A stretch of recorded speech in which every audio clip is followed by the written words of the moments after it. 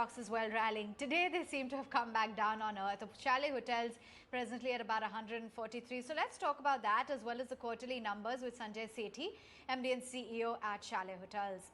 Thank you so much for taking time out, Mr. Sethi. Avan here.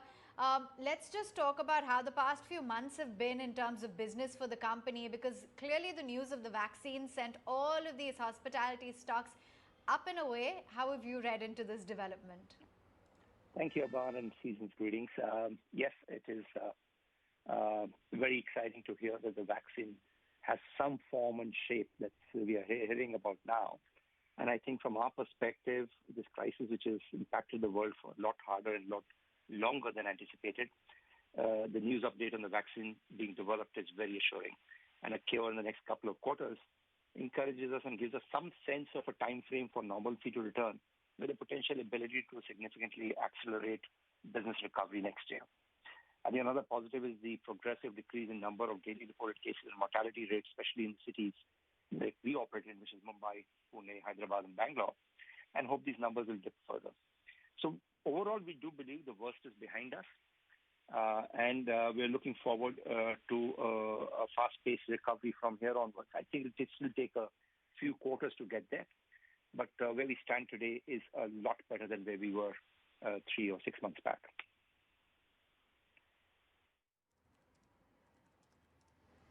Okay, fair enough. So what has been, the outlook on in terms of your earnings? There have been losses posted this time around. Break it down for us as to how you've, Sure.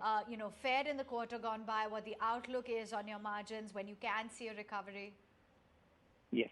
So, Aman, what happened was we were quick off the block in terms of cost management, and therefore we had significant reduction in our operating costs when business was hard to come by from quarter one itself.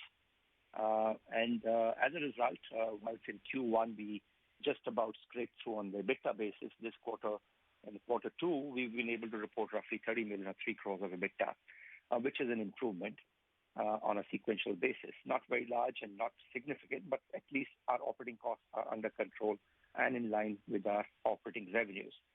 And the good part is that some of these operating costs, which are fixed in nature, have been brought down for good and will hold us extremely well in the coming months and years.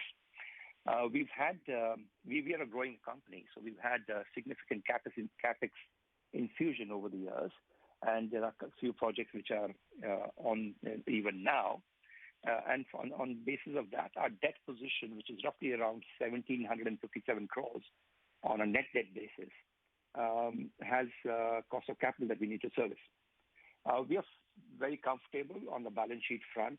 In fact, that's the reason that we didn't look at a moratorium or a restructuring of our debt at any point of time. Our balance sheet indicates that we should be comfortable through the next few years and allow us some headroom for capex for growth also.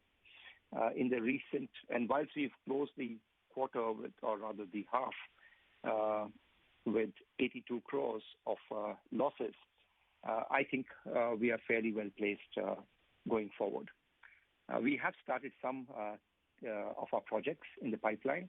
We recently announced the restart of our 2 office buildings, one in Powai in Mumbai, the other in Bangalore and Whitefield. We see solid demand coming in for grade A new office buildings in these 2 locations, and they're fairly large. And the Powai one is 750,000 square feet of leasable space. Bangalore is about 450,000 square feet of leasable space. And this right, part of the portfolio. Sanjay, I just wanted to understand that, with a lot of people facing cash flow issues because of COVID, especially in your industry, what does that mean for consolidation? Does it mean market share gains are imminent if actually the strength that you were talking in the balance sheet, it will lead to market share gains in the future?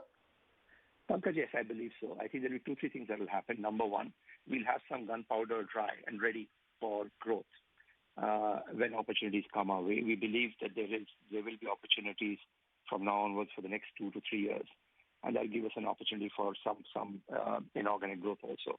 More importantly, the supply side is going down very weak, and therefore, as demand picks up, we believe the occupancies and rates both will move northwards very rapidly, because supply is going to be around the 2% mark for the next 4 to 5 years in terms of growth. So that's a good scenario in the midterm.